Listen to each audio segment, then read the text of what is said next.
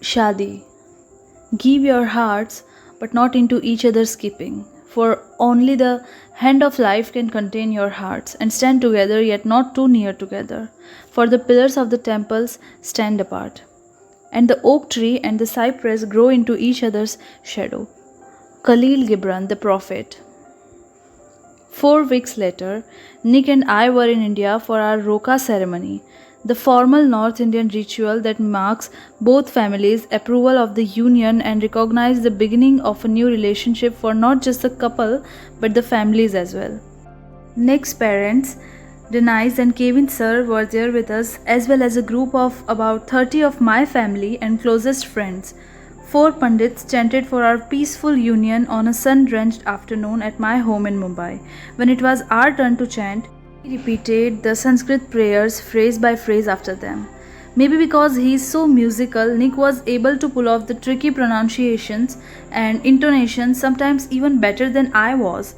My friends and family were so impressed with their national Jiju. Shortly after we made our engagement public, the affectionate nickname had been given to Nick by print and social media in my country, and now it seemed that we were hearing and seeing the term Jiju translates as sister's husband or brother in law everywhere. The Roka is the first of the pre wedding rituals in Hindu tradition, so naturally we had been looking forward to it. What I couldn't have imagined was how meaningful it would be to me. At this ritual, which is all about the joining of the families, I watched our two families start to braid themselves together. After the Sanskrit Vedas had been chanted, my mother asked Kevin sir, a former pastor, to lead us in prayer. He and Nick and Denise, who wore her sari as if she had been born to it, had just participated in a ritual full of meaning for us. And now my family and friends had the chance to participate in a ritual full of meaning for them. It was the first step in creating one family out of what had been two.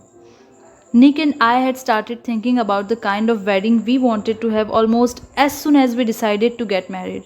As an actress, I had played a bride many times, and just like in real life, playing a bride in the movies is a big production. It would take at least 4 hours in hair and makeup alone to get me ready to shoot. After I had played my 35th bride or so, I was just so over it. I decided that whenever I actually got married, I wanted to be able to be dressed and ready in an hour.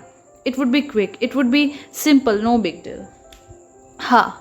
As it turned out, our wedding was a huge, insanely joyous celebration, and the planning for the whole thing took place in just 2 months. Because we were having two weddings, both Hindu and Christian ceremonies, and because there are many Hindu pre wedding ceremonies, our events would be spread out over 3 days. That feels really long to most Westerners whose wedding usually lasts a few hours. But it's pretty normal when it comes to the Indian scenario. Our weddings routinely last a few days even without the Christian service added to the proceedings. To make things even more interesting, many Hindu weddings are at night because of the recommendations of astrologers, who must be consulted to determine an auspicious time for the ceremony. After comparing Nick's and my birth charts, it was determined that on December 2, 2018, the date of our Indian ceremony, our auspicious time would be 10:30 pm. When Nick and I were initially contemplating where to get married, I had thought about somewhere that wasn't America or India, somewhere that would be completely private with just family and very close friends. But one night during one of Nick's many trips to India in August and September, there were at least 6 of them. We were talking with Tamanna and Sudeep, who were practically giddy with excitement about my new relationship status and the new configuration of our get togethers. At last, we have upgraded from a three-wheeler to four-wheel drive. Sudeep crowd. They described to Nick their own wedding a few years earlier in Rajasthan. Nick said, "Why don't we do it in India? Don't you think I should take my bride from her home with all of her family and friends surrounding her?" Nick had learned what a big deal it is in India for the groom to travel to the bride and take her from her home in order to start their new life together. And his desire to honor that tradition made my heart melt all over again.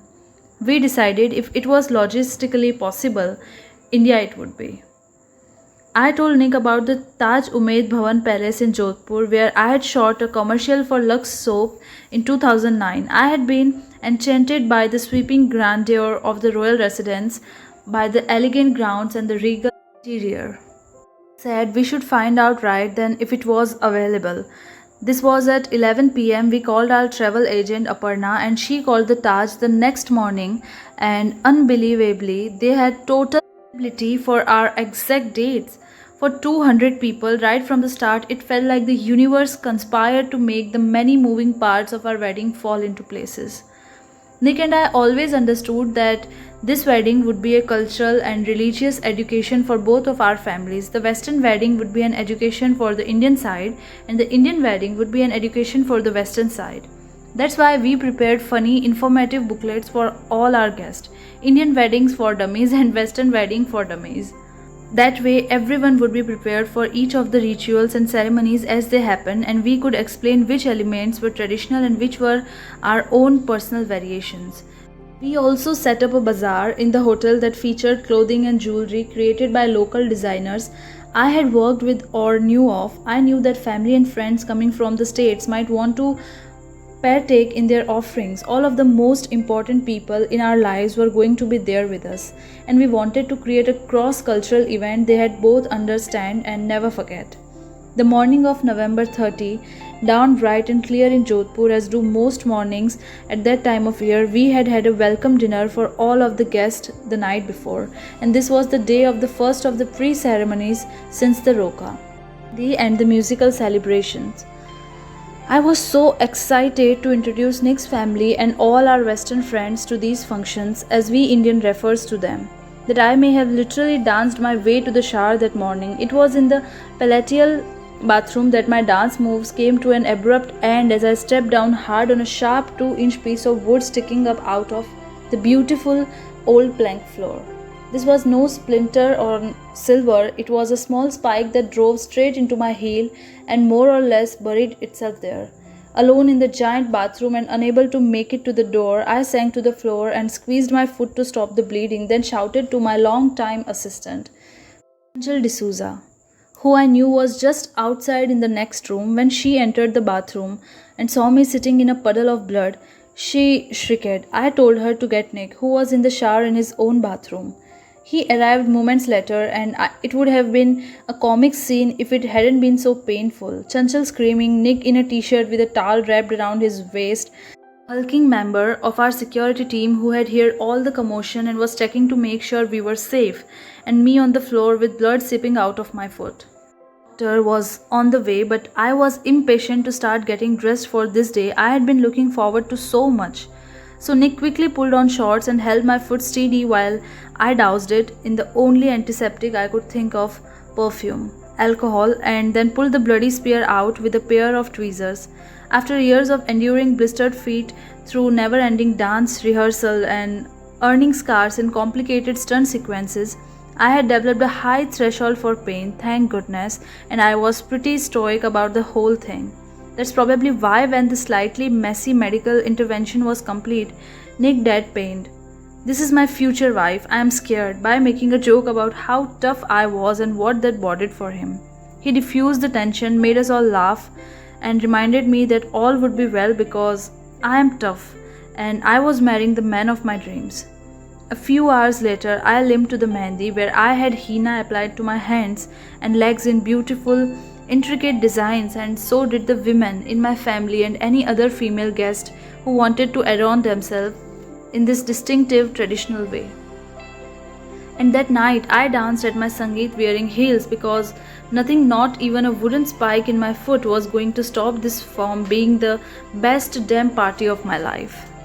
Because we are who we are, the Chopras and the Jonases, our Sangeet looked like Coachella, complete with a stage, lighting, costumes and sound system. There's a certain element of competition in any Sangeet. Each family wants to outdo the other. Nick and I had boosted the level of competition by offering a champion's trophy at the end for the winning family. So for an hour and 10 minutes, we had a fully rehearsed extravaganza of a show. My family went first and then Nick's. We had the home court advantage naturally, since everyone on my side knew what a Sangeet looked like and had participated in one or more before. Clan, with the help of Ganesh Hegde and his team, with whom I had done multiple stage shows, came up with a script that was hilarious and musical numbers that had everyone laughing, stomping their feet and clapping. My mom and I even showed off some of our dance moves together. It was just like a big Bollywood movie. But it was Nick's friends and family who blew me away. Unbeknownst to me, they had hired an Indian choreographer and had rehearsed synchronized dance routines complete with Bollywood moves long distance by video, since some of them live far apart. Back in the States, long before arriving in India, they pulled it off gloriously. Most of the groom side was on stage and had a part to play. My heart was so full to see Nick's loved ones go all in for him, wanting to do him proud and to demonstrate to their Indian counterparts their appreciation for our tradition. Their commitment to it amped up the joy for me of an occasion I had thought was already at a 10. We both conceded defeat, the trophy was shared. All this, and we hadn't even had the weddings yet. The first would be the Christian service the next afternoon. It was to be officiated by Kevin sir, which lent an air of intimacy to our joyous extravaganza. We had decided to have the Christian wedding first because it's simpler than an Indian wedding, and we thought it would be a good idea to pace ourselves. After the Sangeet and the post Sangeet parting came to an end, Nick and I headed to our rooms with our groomsmen and bridesmaids, respectively. We had decided to spend our final night as single people surrounded by our closest friends but apart from each other. When I opened the heavy door, Nick managed to take my breath away without even being there. Lit candles flickered throughout the darkened room and roses were strewn everywhere, and then I noticed the gift that my husband to be had left to surprise me.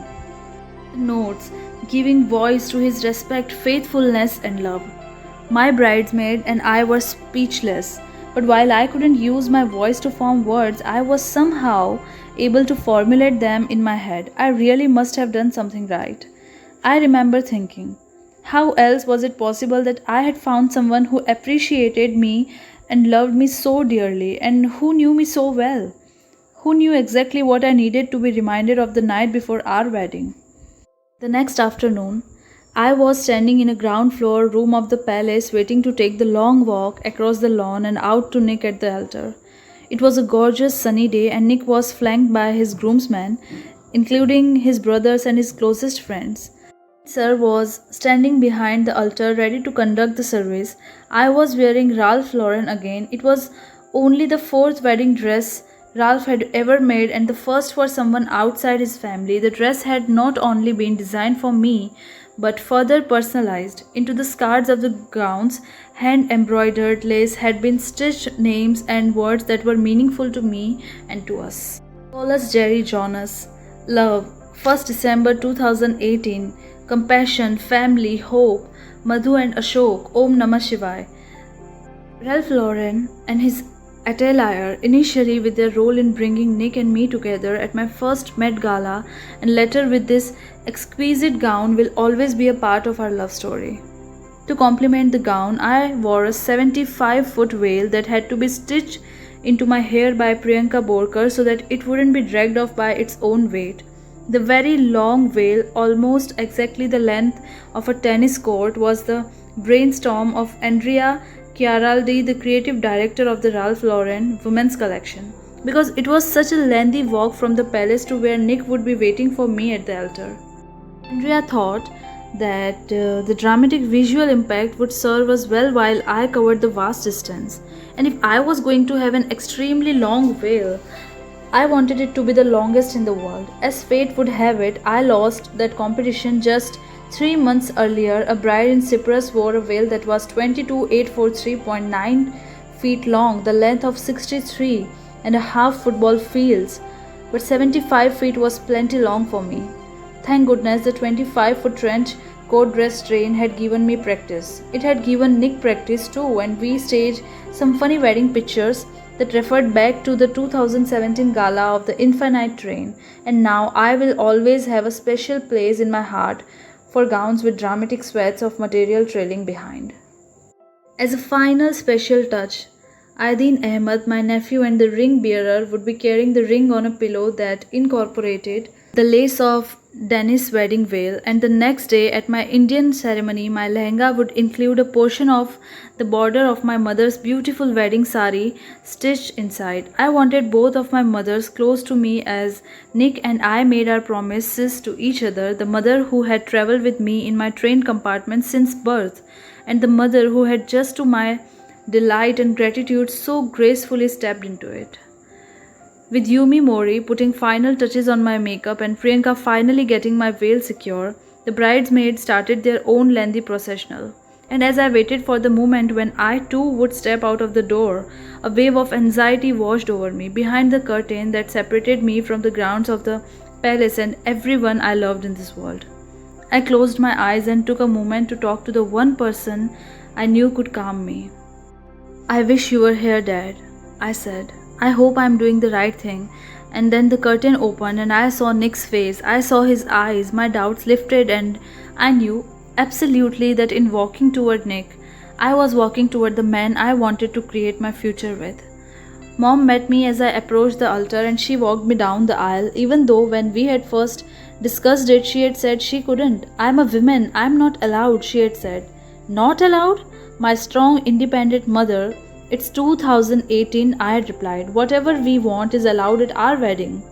The afternoon was perfect, and yet I couldn't help missing Dad's presence. He would have been in his element that afternoon. Actually, he would have been in his element for the entire 3-day celebration. He would have sat and jammed with Nick and been the life of the party, the consummate host. It was one of his life's dreams to see me happy like that, to see me with someone who understood, respected, and treasured me. Someone who grounded me and made me laugh. The fact that Nick was a musician would have been the icing on the wedding cake. I can imagine Dad taking his new son-in-law by the shoulders and saying, "Alright, come on, let's sing a song," and Nick being his own understated self, nodding and smiling a little smile and just going with it. I would have loved to have seen that. We had decided on a mother-daughter dance at the reception, following the service instead of the traditional father-daughter dance of Western weddings, and Nick suggested the soulful ballet Unforgettable in the honor of my father. A beautiful idea, Mom and I agreed. When it came time for the dance, we took the floor and the first expressive strains of the music came up. Dad's absence, which we had felt all day, became acutely visceral in a way we could never have been prepared for. All we could do was hold tight to each other, cry our way through it. And yet, I had no doubt that my father was there.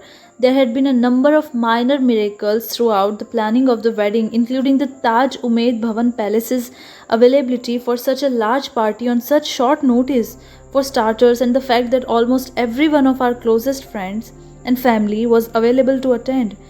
Miracle, if there ever was one, considering the schedules of so many people and the distances that needed to be traveled, and I knew beyond the shadow of a doubt that Dad had a hand in helping us pull everything off. So he was there watching over me and us. Of that I was certain. I just wish he had been there. The following day, December 2, was our shadi. Most Indian weddings have little games intertwined with a lot of the rituals. The idea, as I understand it, is to keep the bride and groom apart for as long as possible so that he really has to work hard to get her. The first ritual of the day was the haldi ceremony. The purpose of the ceremony is to cleanse and purify the body, mind, and soul of the bride and groom to prepare them for their next phase of life. The women are the ones to apply the haldi paste, so imagine the fun they had when it came time to put it on Nick's face and chest. There may have been the ripping off of a shirt involved. At the end of our haldi, we played a game where milk is poured into a large bowl of water, clouding the liquid so you can't see into it. Then the wedding rings are tossed in and the bride and the groom have to fish around in the bowl with their hands to find them. According to tradition, whoever finds a ring first will be the more dominant and won in the marriage. Nick won. He won twice actually. I wanted a do-over after the first try. I can't remember the excuse I came up with, but it didn't matter. My guy fished out the ring both times fair and square. Last pre-ceremony before the wedding itself is the Bharat.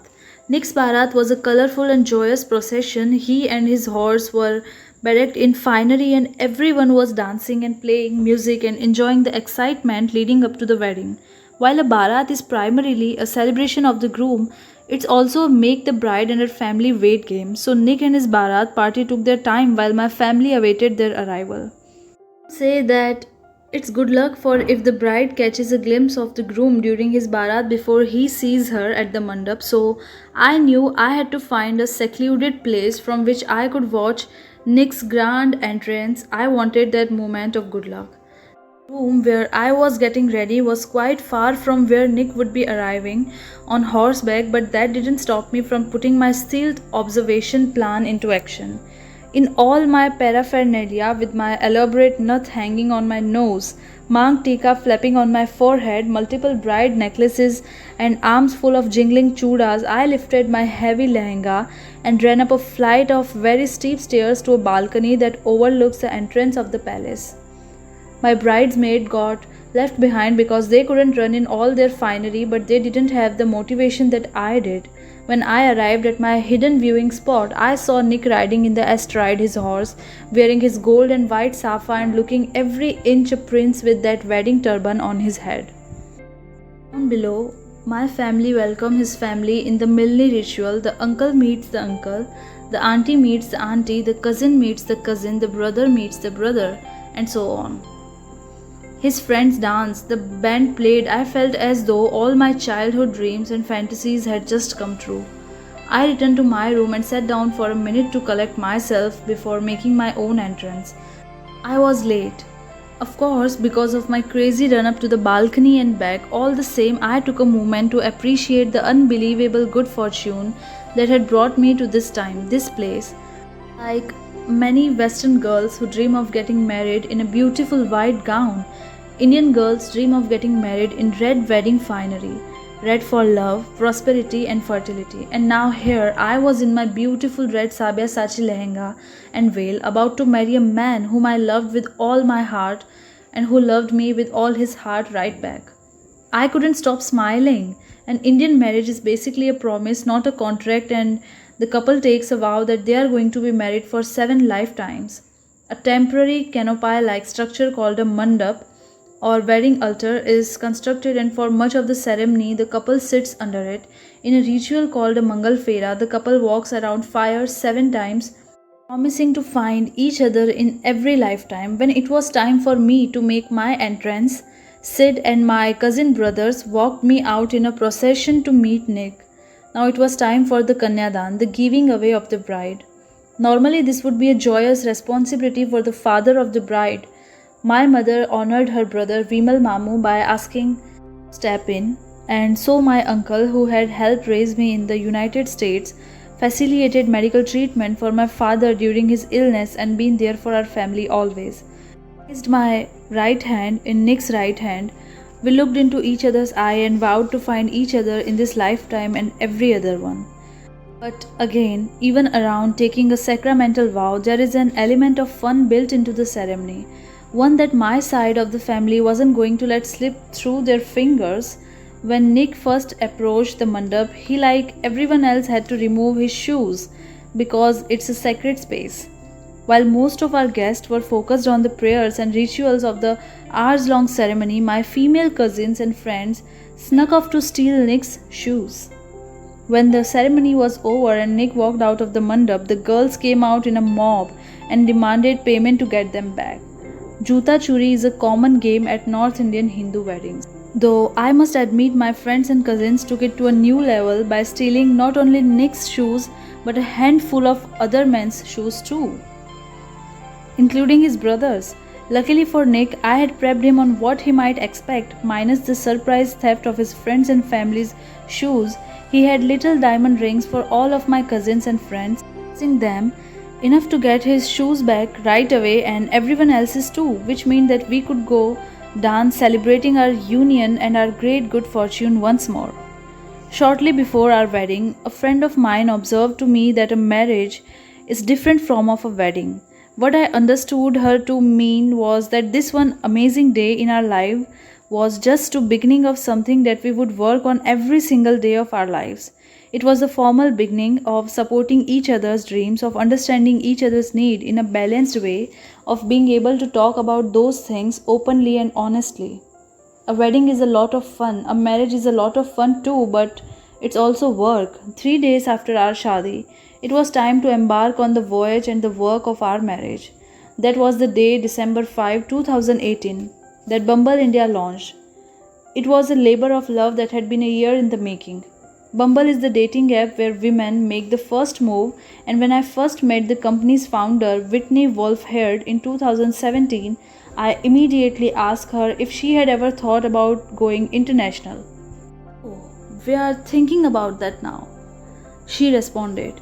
Sparks ignited in my head. I may have actually started to tingle in a country like my own, where women are finding their voices and pushing back the patriarchy, giving them the tools they need to make the first move would be game changing. India would be totally amazing for Bumble, I told her.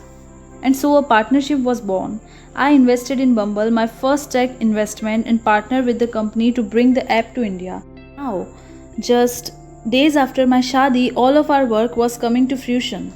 The atmosphere at the launch was one of great celebration and possibility. I had worked hard to help make this happen, and the sense of gratification I felt was huge. The jubilation of the evening was amplified by the fact that it was the first time I was appearing in public at a work event with my new husband by my side. All evening long, Nick was such a supportive partner, so full of pride for my role in this newer methodology for the empowerment of Indian women. During my speech, during my conversations about how excited I was about Bumble India and the opportunities it offered, I had looked at Nick's face, and what I saw written there was, "This is my wife and I am so proud." And that's how I felt too. This is my husband and I am so proud.